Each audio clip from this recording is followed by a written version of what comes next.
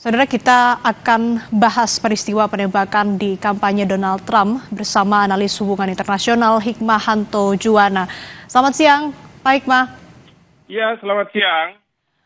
Pak, ini kan tadi sudah disebutkan juga bahwa kondisi Donald Trump ini sudah baik-baik saja, begitu sudah dievakuasi, bahkan sudah berkomunikasi dengan rivalnya Joe Biden. Tanggapan Anda soal peristiwa ini seperti apa, Prof? Ya, yang pasti adalah kita harus menunggu segala sesuatunya sampai hasil investigasi itu menghasilkan hasil yang konklusif gitu ya.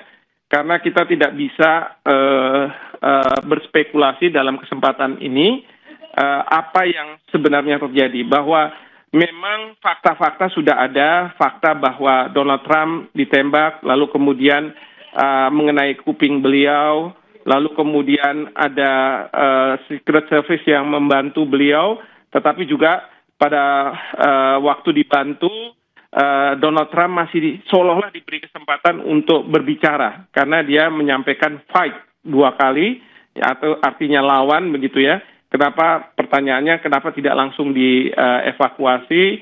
Lalu kemudian kita juga tahu fakta bahwa ada orang yang sudah ditembak sebagai pelakunya, di sebuah gedung yang tidak ada di venue, di sebuah gedung yang dekat dengan venue mungkin.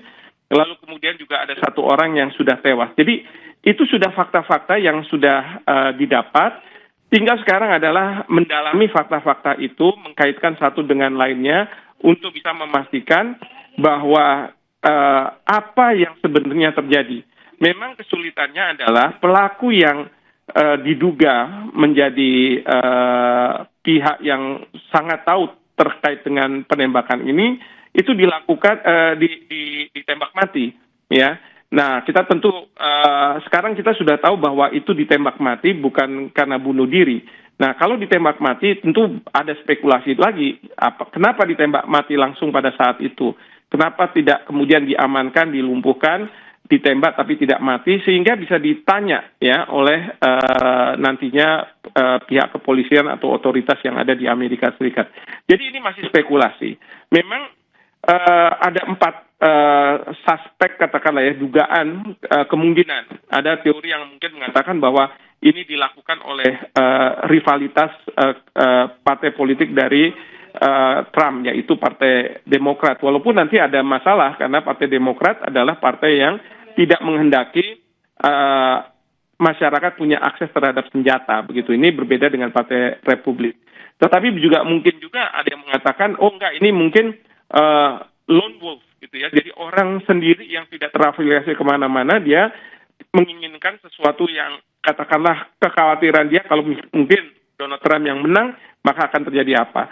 Tapi bisa juga dia mau menjadi martir. Dia melakukan tembakan yang memang tidak mengenai sasarannya, lalu kemudian masyarakat marah, dan kemudian itu akan menjadikan Trump memiliki suara yang lebih banyak, begitu ya. Dan masih banyak lagi. Belum lagi, jangan-jangan ini dianggap sebagai rekayasa dari pihak Trump. Mungkin ada spekulasi yang mengatakan seperti itu. Bahkan juga tidak menutup kemungkinan spekulasi yang mengatakan bahwa ada negara ketiga yang ingin intervensi dalam proses pemilihan presiden di Amerika Serikat. Jadi ini banyak sekali spekulasi. Spekulasi ini, teori-teori ini tentu akan dipikirkan oleh para penyelidik di Amerika Serikat dan mencocokkan dengan fakta dan bukti apakah ini benar atau yang mana yang paling benar di antara teori-teori atau pemikiran-pemikiran siapa yang harus bertanggung jawab. Seperti itu. Ya, Prof, tadi menarik Anda sebutkan juga dari gesture para pengawal ataupun juga keamanan begitu yang mengamankan atau mengevakuasi Donald Trump. Ini kan menjadi pertanyaan, mengapa tidak langsung dibawa turun dari panggung, lalu ada jeda terlebih dahulu, diam dulu di atas panggung, bahkan Trump ini sempat mengepalkan tangan sambil berteriak begitu. Nah, ini apakah ini yang Anda maksud, salah satu indikasi mungkin saja spekulasinya bahwa ini merupakan drama ataupun gimmick yang dibuat oleh pihak Trump sendiri? Ya, itu yang saya maksud, dan ini bukannya tidak mungkin bahwa spekulasi seperti ini memang ada, ya, dan kemudian spekulasi ini ya tentu bagi para penyelidik itu akan mengkonfirmasi apakah benar atau ada fakta-fakta lain yang membuat spekulasi seperti ini bisa dinafikan. Karena saya tidak tahu ya, tentu nanti akan dilihat dari SOP pengamanan terhadap VVIP yang di Amerika Serikat.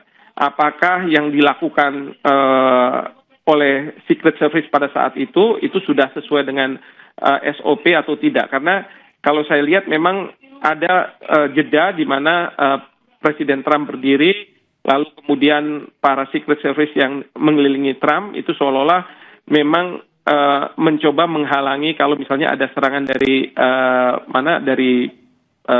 gedung dan lain sebagainya. Yang seharusnya dilakukan justru mungkin harus tetap merunduk dan terus ke bawah sampai kemudian betul-betul calon presiden ini dalam situasi yang benar-benar aman seperti itu. Dari peristiwa ini, Prof, Anda melihat apakah akan ada dampaknya terhadap polarisasi? Ya, sekali lagi ini kita harus menunggu hasil dari penyelidikan yang dilakukan, ya, bahwa nanti dari hasil penyelidikan ini akan muncul polarisasi, mungkin bisa jadi ya, karena memang di Amerika Serikat sejak 2019 itu kan mereka sangat terpecah masyarakatnya ketika menghadapi pemilu, dan terpecahnya ini belum sembuh sampai dengan hari ini. Jadi polarisasi itu bukannya tidak mungkin, justru menguat. Tapi bisa juga kalau misalnya ini ternyata dari pihak luar, dari pihak asing, justru akan mempersatukan Amerika Serikat, rakyat Amerika Serikat. Ini bisa jadi seperti itu. Dan kalau misalnya sebaliknya, kalau misalnya ini merupakan ada rekayasa dan lain sebagainya dari dalam Donald Trump sendiri, justru ini yang bermasalah. Dan kalau misalnya ini ternyata dilakukan oleh lone wolf gitu ya, ini tidak akan memunculkan politisasi, tetapi mungkin menyepakati bahwa gun control itu sangat penting di Amerika Serikat.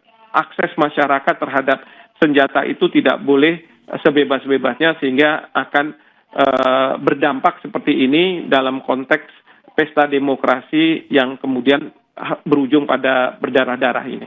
Seperti itu. Ya, Prof, tadi juga Biden menyebutkan bahwa dalam peristiwa serangan ini tidak ada pihak yang diuntungkan. Bagaimana Anda melihat ini? Ya, sebenarnya Biden ingin mengatakan bahwa jangan sampai peristiwa ini dikaitkan dengan proses pemilihan yang ujung-ujungnya adalah merugikan beliau tentunya ya. Beliau juga sudah menyampaikan bahwa menyesali tindakan ini, dan ini mengindikasikan bahwa dari kubunya, dari partainya tidak ada upaya-upaya untuk melakukan tindakan seperti ini. Dan sekali lagi ini tidak menguntungkan bagi siapapun. Mungkin itu yang ingin disampaikan.